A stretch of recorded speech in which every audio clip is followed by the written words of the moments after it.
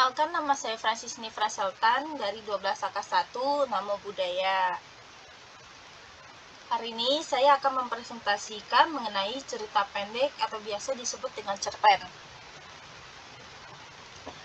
Berikut ada pengertian cerpen. Apa sih pengertian cerpen?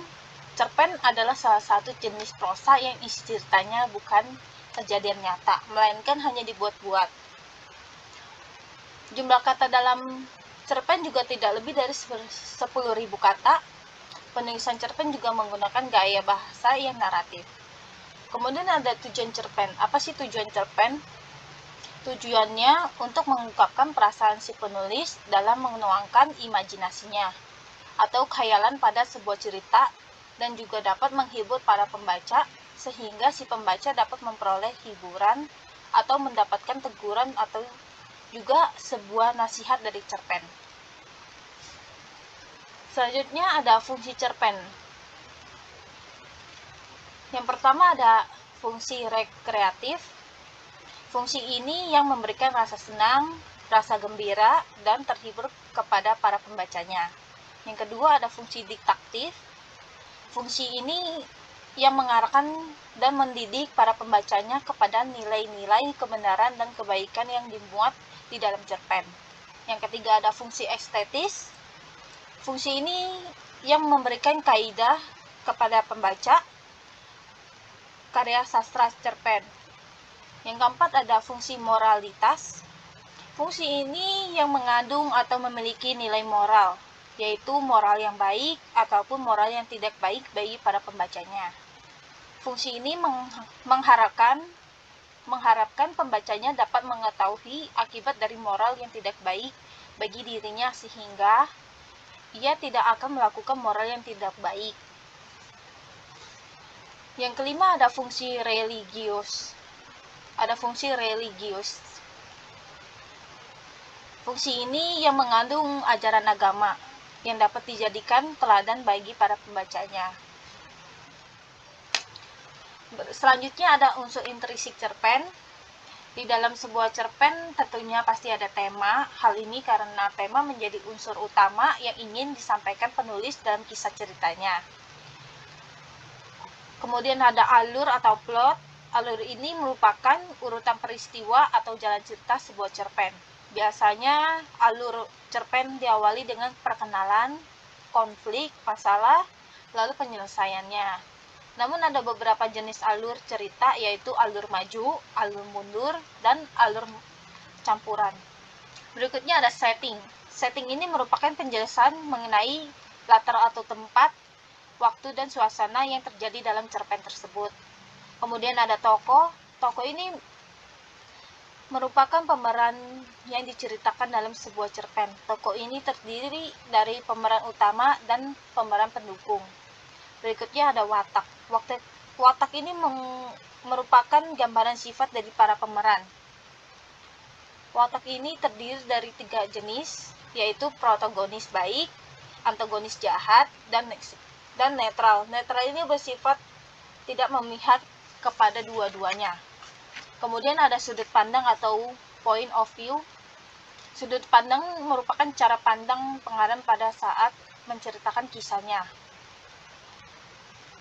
Sudut pandang dibagi menjadi 2 bentuk, yaitu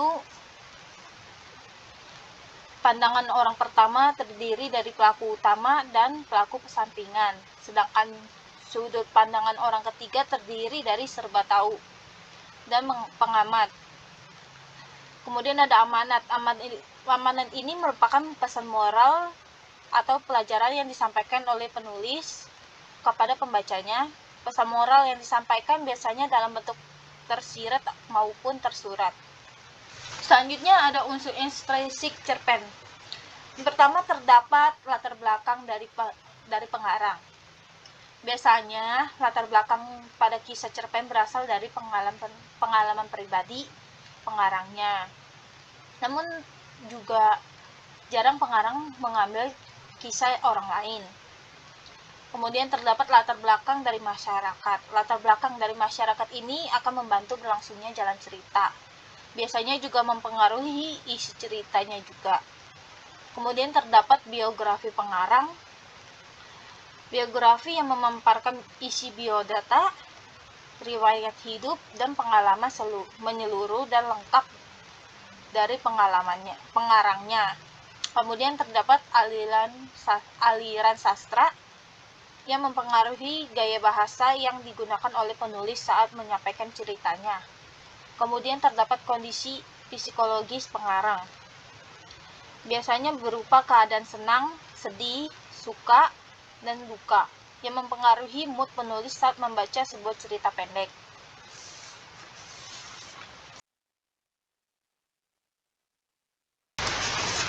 Selanjutnya ada kaidah kebahasaan. Yang pertama menggunakan pendeskripsian yang kuat. Dalam mendeskripsikan fisik tokoh, penulis menggunakan kata-kata sifat atau perbandingan. Hal ini juga dibutuhkan untuk menggambarkan suasana, seperti suasana di sawah ataupun suasana di gua. Kepiawaian penulisan sangat dibutuhkan agar semakin membuat pembaca menyelam ke dalam ceritanya. Kemudian menggunakan frasa adverbial atau kata pengarang untuk menunjukkan latar tempat ataupun waktu, seperti pagi hari di sebuah desa atau pada dini hari. Kemudian menggunakan kalimat tidak langsung ataupun langsung atau berupa dialog. Kemudian menggunakan kata-kata kiasan atau konotatif, seperti Dewi, pagi yang berarti matahari, surga dunia yang berarti merujuk pada tempat-tempat hiburan atau pariwisata. Kemudian menggunakan bahasa yang informal ataupun semi-formal. Meskipun demikian, tanda baca digunakan secara tepat berdasarkan PUEB. Next.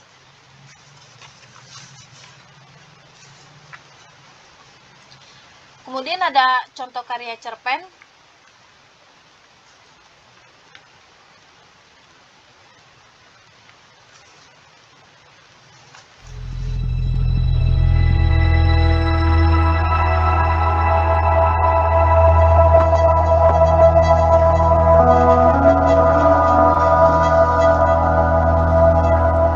Suratmu itu tidak akan pernah terkirim, karena sebenarnya kamu hanya ingin berbicara pada dirimu sendiri.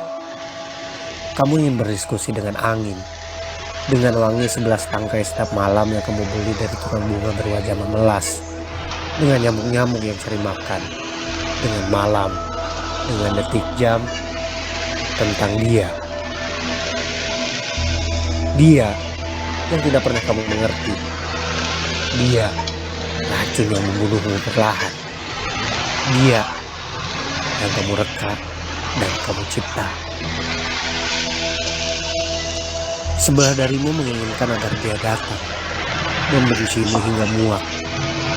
Dia mendekati gila, menertawakan segala kebodohannya, kekhilafahnya untuk sampai jatuh hati padamu, menyesalkan magis yang hadir naluriah setiap kali kalian berjumpa.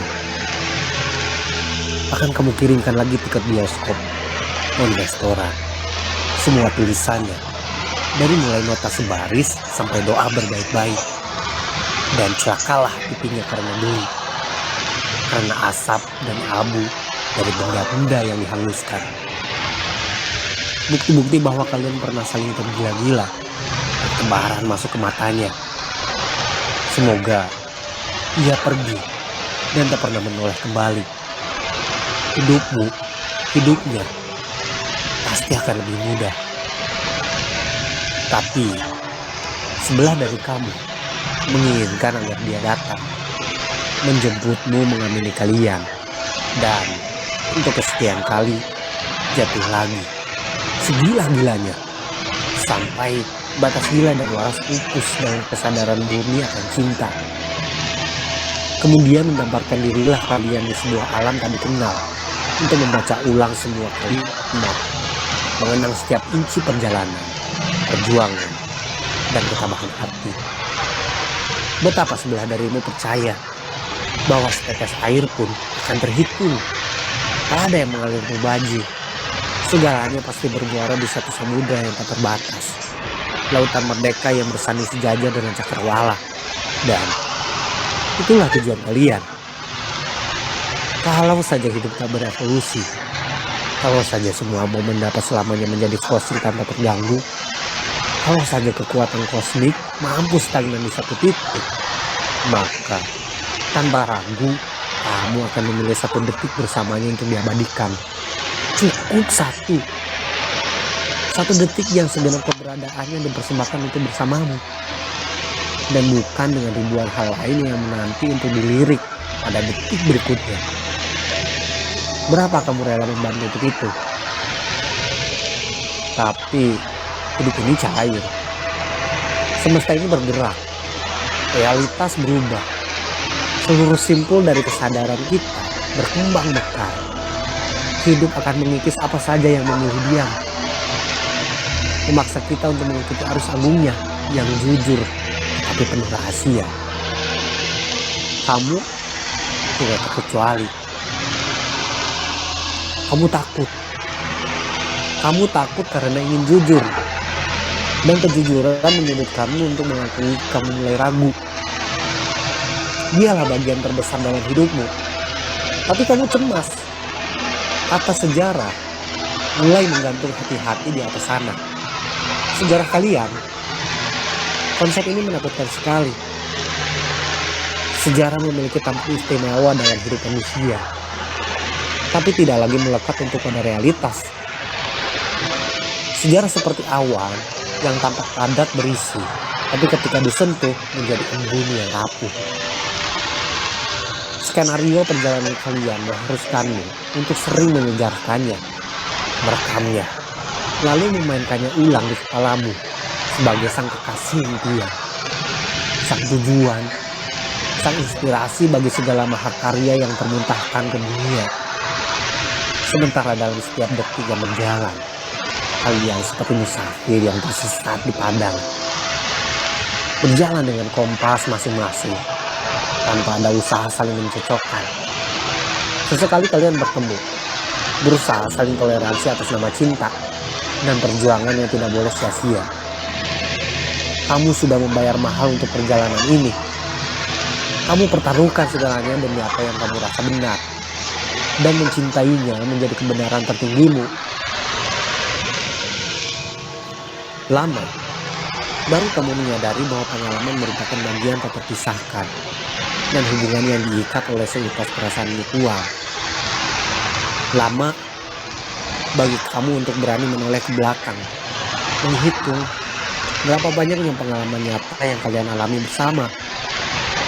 Sebuah hubungan yang dibiarkan tumbuh tanpa keteraturan akan menjadi hantu yang tidak menjejaki bumi, dan alasan cinta yang tadinya diagungkan bisa berubah menjadi utang moral, investasi waktu, petasan, serta perdagangan kalkulatif antar dua pihak. Cinta butuh dipelihara, bahwa di dalam sepak terjangnya yang serba mengejutkan, cinta ternyata masih butuh mekanisme agar mampu bertahan. Cinta jangan selalu ditempatkan sebagai iming besar, atau seperti ranjau yang tahu-tahu meledakanmu. Entah kapan dan kenapa, cinta yang sudah dipilih sebaiknya diikutkan di setiap langkah kaki. Merekatkan jemari, dan berjalanlah kalian bergantian.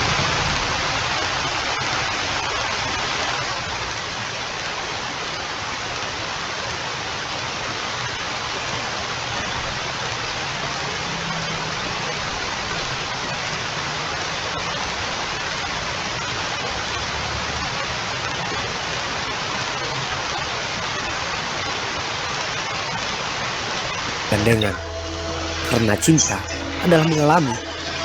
Cinta tidak hanya pikiran dan kenangan, lebih besar. Cinta adalah dia dan kamu, interaksi, perkembangan dua manusia yang terpantau agar tetap harmonis. Karena cinta pun hidup, dan bukan cuma maskot untuk disembah sujud. Kamu ingin berhenti membaca tombol tunda, kamu ingin berhenti menyumbat dengan alami hidup, dan membiarkannya berguling tanpa beban. Dan kamu tahu, itulah yang tidak bisa dia berikan kini. Hingga akhirnya di meja itu, Kamu dikelilingi tulisan tangannya yang tersisa. Kamu baru sadar betapa tidak adilnya ini semua. Kenapa harus kamu yang kebagian tugas dokumentasi dan arsip, sehingga cuma kamu yang tersiksa? Jangan heran jika kamu menangis jadi-jadinya. Dia yang tidak pernah menginginkan gambar rupamu pasti tidak tahu apa rasanya menatap satu sosok, membayangkan rasa sentuh dari helai rambut yang polos tanpa busa pengeras, rasa hangat uap tubuh yang mampu kamu hafal betul temperaturnya, dan kamu hanya bisa berbagi kesedihan itu, ketidakrelaan itu, kelemahan itu dengan wangi bunga yang melangu, dengan nyamuk-nyamuk yang putus asa, dengan malam yang pasrah digusur pagi, dengan detik jam dinding yang gagu karena habis daya. Sampai pada halaman kedua suratmu, kamu yakin dia akan paham, atau setidaknya setelah memahami betapa sulitnya perpisahan yang dilakukan sendirian. Tidak ada sepasang mata lain yang mampu meyakinkanmu bahwa ini memang sudah usai. Tidak ada kata peluk, cium, atau langkah kaki beranjak pergi yang mampu menjadi penanda dramatis bahwa sebuah akhir telah diputuskan bersama. Atau sebaliknya, tidak ada segahan yang membuatmu berubah pikiran. Tidak ada kata jangan yang mungkin apabila diucapkan dan ditindakkan dengan cepat akan membuatmu menghambur kembali dan kamu pergi lagi. Kamu pun tersadar. Itulah perpisahan paling sepi yang pernah kamu alami.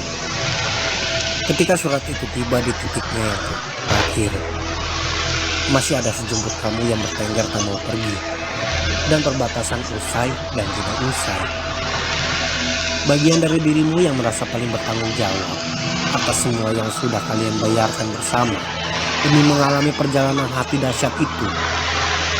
Dirimu yang mini tapi keras kepala memilih untuk tidak ikut pergi bersama yang lain, menetap untuk terus menemani sejarah.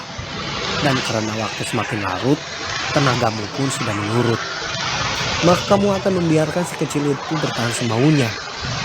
Mungkin suatu saat, apabila sekelumit dirimu itu mulai kesepian dan bosan, ia akan berteriak-teriak ingin pulang, dan kamu akan menjemputnya, lalu membiarkan sejarah membentengi dirinya dengan tembok tebal yang tak lagi bisa ditembus. Atau mungkin ketika sebuah keajaiban mampu menguak kekeruhan ini, jadilah ia semacam mercusuar, kompas, bintang selatan yang menunjukkan jalan pulang bagi hatimu untuk akhirnya menemuiku. Aku yang merasakan apa yang kau rasakan, yang mendamba untuk mengalami. Aku yang telah menuliskan surat-surat cinta padamu, surat-surat yang tak pernah sampai.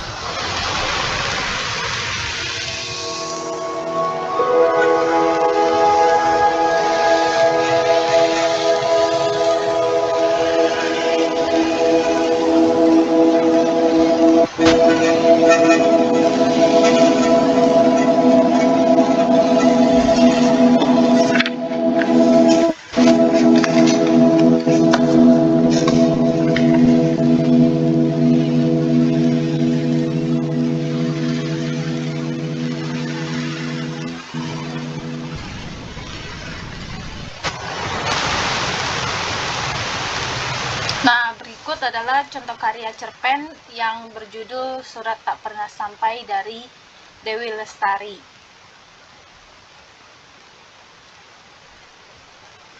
Terima kasih, sekian dari presentasi saya. Namo Buddhaya.